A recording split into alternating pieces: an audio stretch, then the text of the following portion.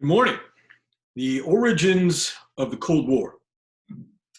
The Cold War and what to do about the rise of communism in the world was the most divisive issue in American politics in the last half of the 20th century.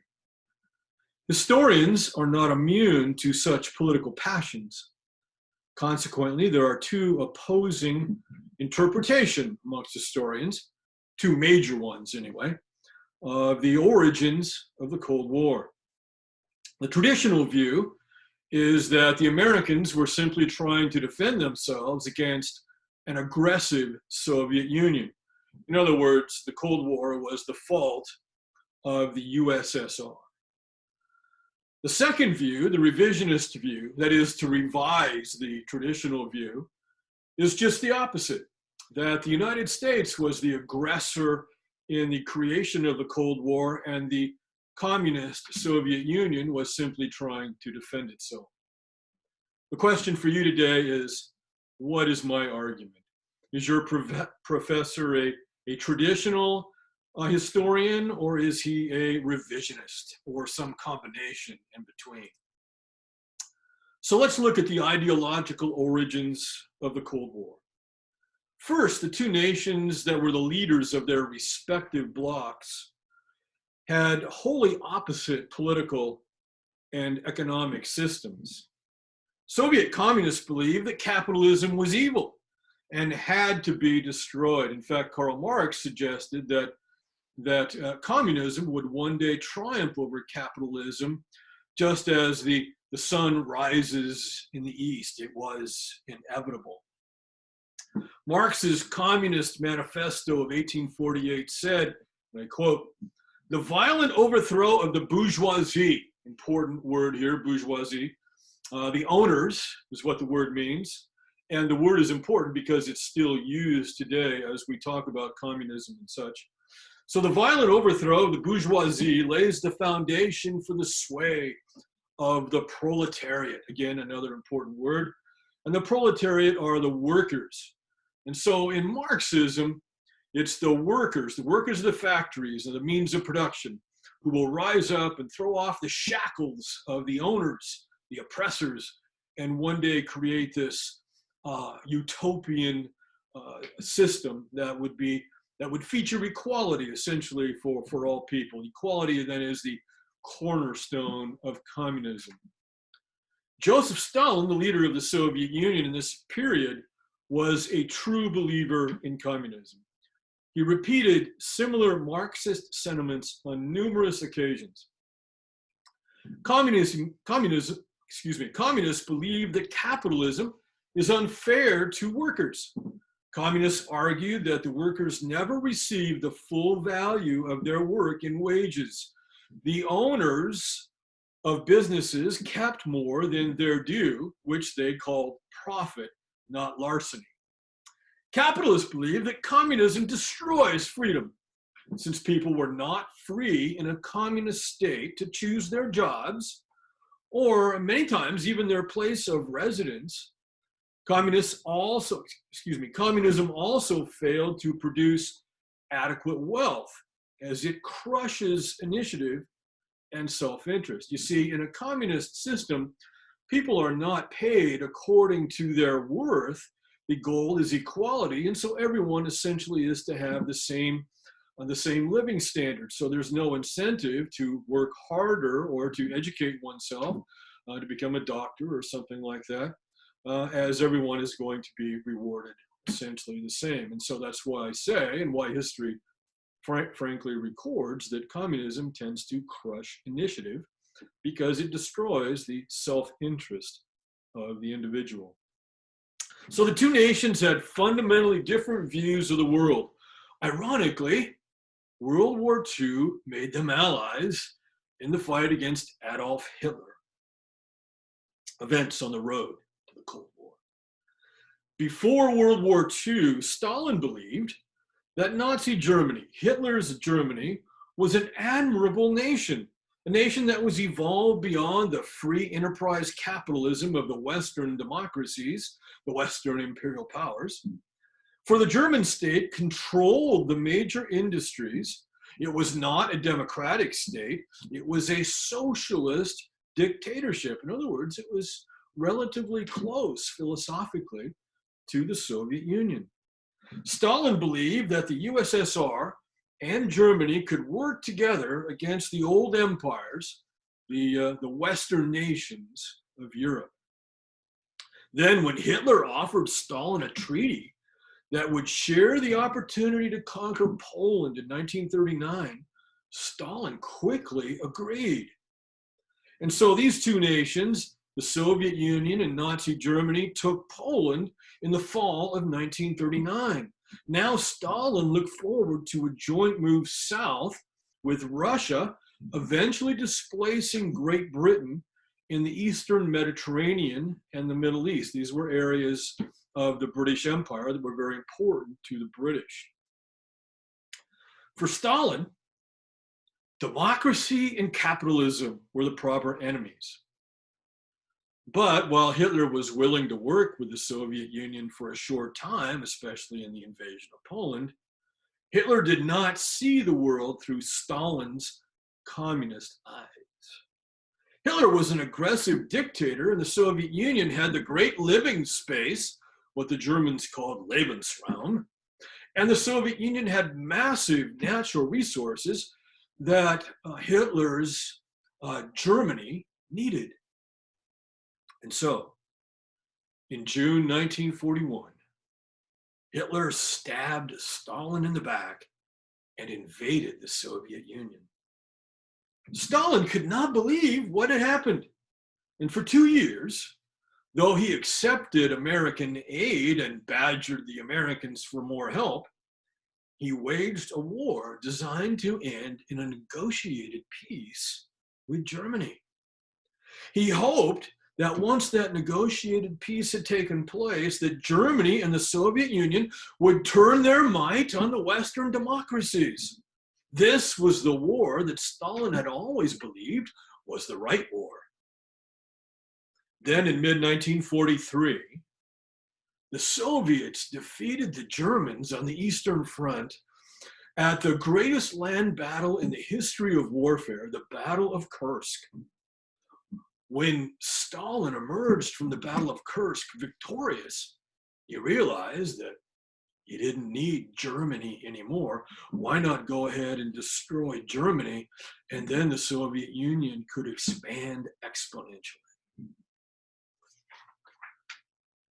So Stalin never gave up the idea then that the right war was a war against the Western democracies. By the end of 1944, it was clear that the Allies were going to win the war, especially after the Battle of the Bulge resulted in Hitler's defeat and retreat of his forces back into Germany. Franklin Roosevelt's main purpose now was to create a peacekeeping organization and to ensure that all liberated people received free elections as called for in the Atlantic Charter that Franklin Roosevelt had proposed to Great Britain and our other allies. And of course, the British had signed on to that. So the Western Allies were fighting for freedom of choice for its government form. So the liberated nations would have freedom of choice. And of course, in the various wartime conferences, Stalin had agreed that he would provide this kind of self-determination or freedom of choice to the nations that Soviet armies liberated. At Yalta, in fact, in February 1945, as he had at Tehran, Roosevelt persuaded Stalin to give assent to these principles. Poland and the other nations of Eastern Europe, which the Soviets liberated, as I mentioned before, were to be given free elections. But within weeks of the Yalta Agreement, the American-Soviet relationship began to unravel, even before the war in Europe ended. For the Soviets interpreted the Yalta Agreement concerning elections in Eastern Europe very loosely, while the Americans had envisioned American-style free elections. By April 1945, it was clear that the Soviets were creating communist states in Poland, and Romania that were Soviet controlled. The Americans were now growing suspicious of their Soviet allies. Then in April 1945, Franklin Roosevelt died, leaving the presidency to Harry S. Truman. Truman had not long occupied the White House when he took the opportunity to tell the Soviet foreign minister, a man by the name of Molotov, how he felt about Soviet behavior in Eastern Europe. In their conversation, Truman berated Molotov in a loud voice with strong Missouri farm language for not living up to his Yalta agreements. Molotov responded that he had never been talked to like that in his life, which was no doubt not true. Truman answered, "Live up to your agreements and you won't get talked to like that." But it soon became obvious that Stalin would not compromise, that he would not live up to his Yalta agreements. Now in the West, the question became, were the Soviets primarily motivated by their communist ideology and thus desired to see the world become communist? Or were they primarily motivated by traditional Russian nationalist concerns over security? In other words, were they just trying to defend themselves? And so the Americans pondered this question. Were the Russians trying to conquer the world as communists, as the Communist Manifesto written by Karl Marx suggested they would? Or were they simply trying to defend themselves from an aggressive Germany, a Germany that had invaded the Soviet Union, or Russia, then the Soviet Union, twice in the last 25 years? Difficult questions. But the answer to the question was absolutely essential. It shaped the American response. If the Soviets were primarily interested in defense, then the Cold War was not necessary. We could live with a Russian Empire just as we had lived with other empires in the past, the British Empire, the French Empire, etc. The revisionist view indeed claims the Soviets were just interested in defending themselves, and so it was the Americans who overreacted to that and started the Cold War. On the other hand, if the Russians were indeed intending to expand, to create communist states the world over, communist states largely controlled by Moscow, that would require an American effort to stop such expansion, just as we had stopped Adolf Hitler. And this, of course, is the traditional view. Gradually, Harry Truman became convinced that the Soviets were, in fact, determined to control as much of the world, to make as much of the world communist as the United States allowed them to do. Thus, in late 1946, Stalin sent Soviet forces into Iran, the move south towards the Mediterranean that Stalin had always anticipated. This was hardly a defensive move. This is aggressive. Stalin hoped at this point that the Americans, tired of war, would do nothing. He was wrong. Truman called his bluff and forced the Soviets out of Iran. But Soviet intentions now were more clear than they had been before this aggressive move on the part of the Soviet Union. Stalin had revealed much about his plans, and he had gained nothing, forced to withdraw from Iran with his tail between his legs. Now, adding to Western suspicions, there were communist movements in Greece and Turkey, communist movements that were led by Greeks and Turks in their respective states. These are very active in the post-war years. And in 1947, it appeared, with Britain weaker now in the Middle East, that these communist movements in Greece and Turkey might well be successful and turn Greece and Turkey into communist states. And it was clear that they were being supported by the Soviets, not led by the Soviets, but supported by the Soviets. Truman had seen enough. He was now convinced that communist ideology was driving the Soviet state to try to expand. And Truman now decides to go to Congress in March of 1947 to ask for aid for Greece and Turkey. He said to the American people in this famous speech, "The United States must support free peoples who are resisting attempted subjugation by armed minorities." So that's the communist movements in Greece and Turkey. They are minorities, they are armed, they are violent, and they are attempting to take over their own nations. Truman continues, "If we falter in our leadership, we may endanger the peace of the world and the welfare of our own nation."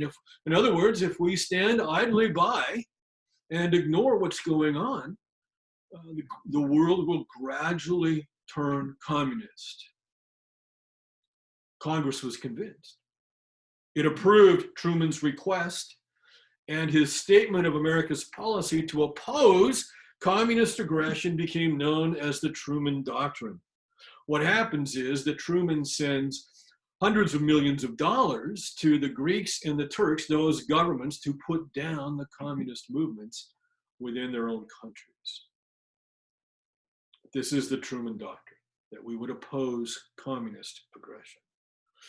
The Truman Doctrine is also referred to as the policy of containment. Just think of the idea of containing the Soviets where they already are. That's the Truman Doctrine, that's the policy of containment.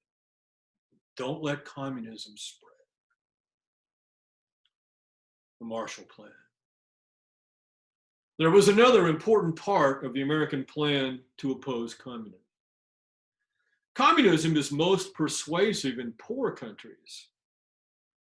Countries where the government is incapable of addressing the basic needs of their own people, and where communist infiltrators and communist propagandists then can say to the people who are desperate that your present government either can't or won't take care of you, you should sign up with the communist movement, and communism will give you the very necessities of life that you lack now. If one doesn't have a reasonable standard of living or any hope for such a thing, then communism sounds like a pretty good idea. Well, after World War II, with its massive devastation, Europe was such a place. The people of the European nations, having suffered through the war, were in many cases, in many places, quite destitute. And while it's true that Americans had been trying to feed many of these people after the war, the situation in Europe was still quite untenable and very much fluid. Truman's Secretary of State, George C. Marshall, General Marshall, by the way, was the man who had led the American military during the Second World War. He was Dwight Eisenhower's boss. He was Douglas MacArthur's boss.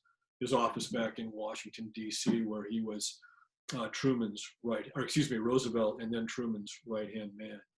Well, anyway, he was now Secretary of State, George Marshall, and he came up with a plan to assist the Europeans to recover from the war, known as the Marshall Plan. Marshall proposed to give huge amounts of American money to the European nations in order that they might rebuild their economies.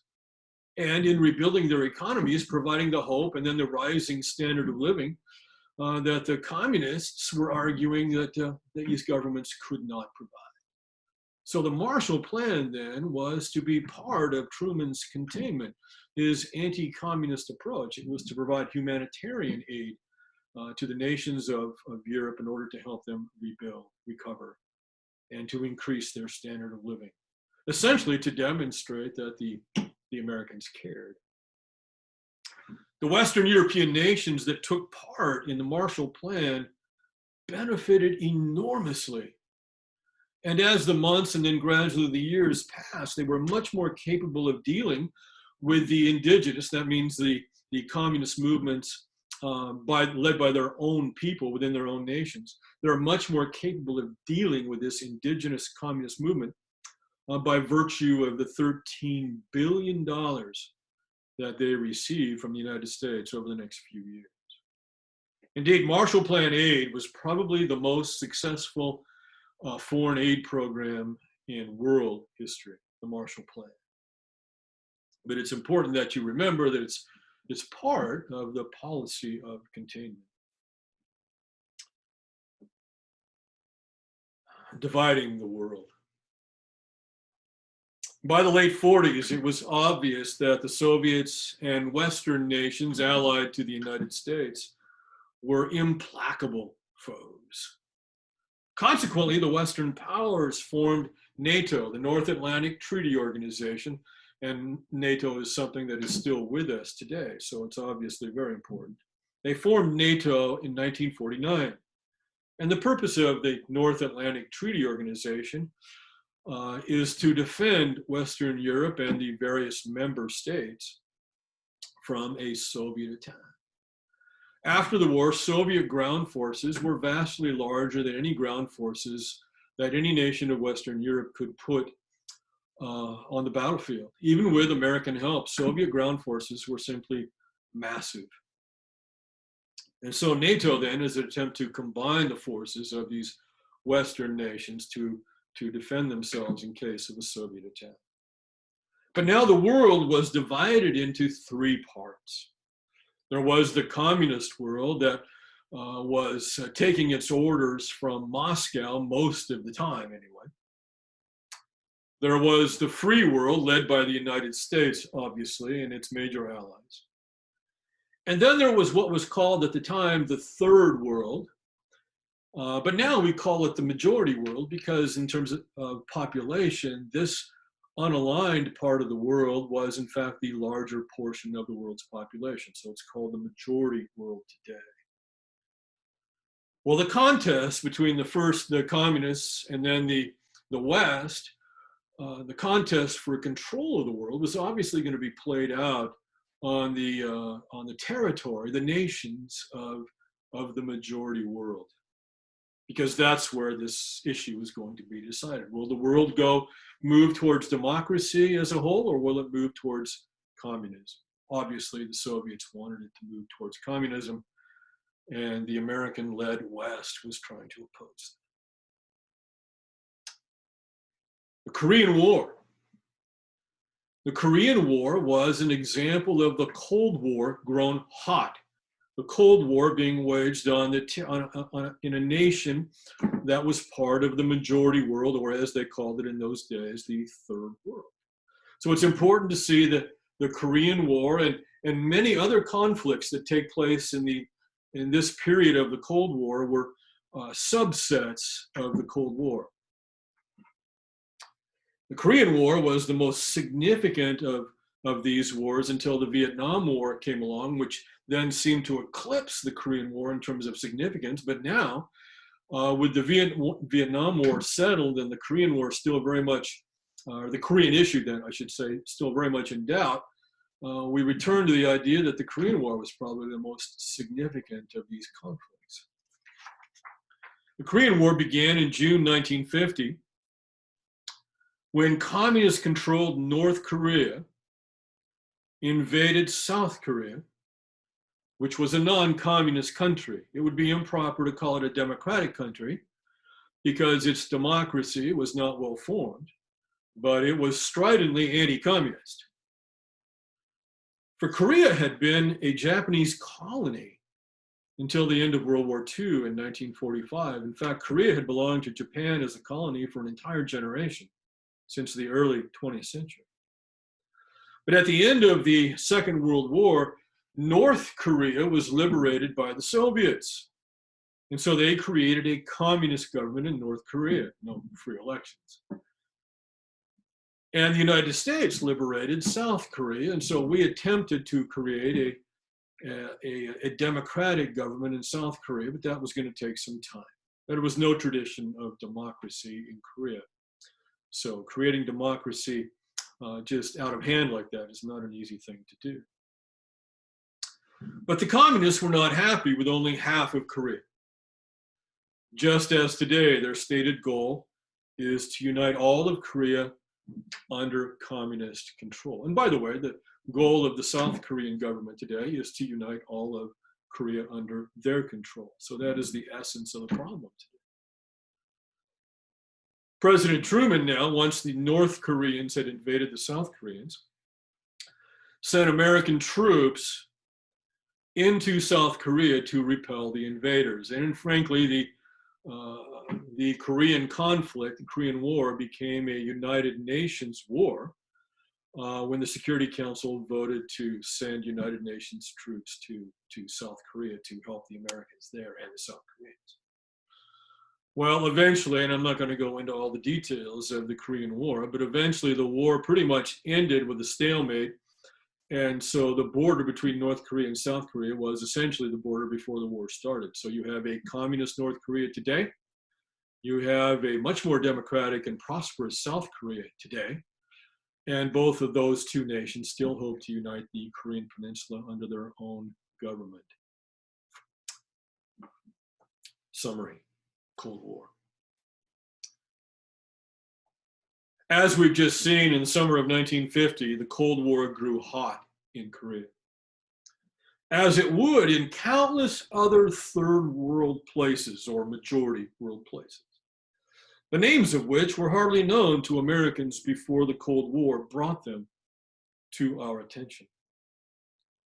But Americans were determined to prevail in the conflict. Far from causing self-doubt and isolationism, Korea served to demonstrate how determined the communists were to dominate the world. Americans now prepared to wage a long war of wills with the communist menace. The Cold War was not over with peace in Korea in 1953. It was only beginning. Now remember that your primary job today was to determine whether I was giving you a traditional view or a revisionist view.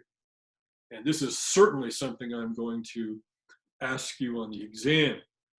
And it's also important that you take that kind of skill of interpreting the point of view of your professor, no matter what the class is, especially in the humanities, and be cognizant of the fact that almost all the time in a lecture like this, you're getting an interpretation of the facts. So this lecture should simply serve to make that reality more apparent to you as you work your way through your studies. So God bless you, and I hope you understood this material quite well.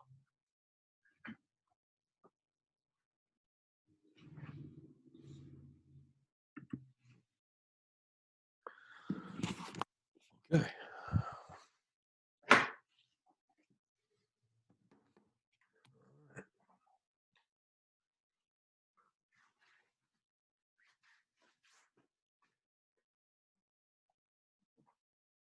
A half hour, maybe a little less.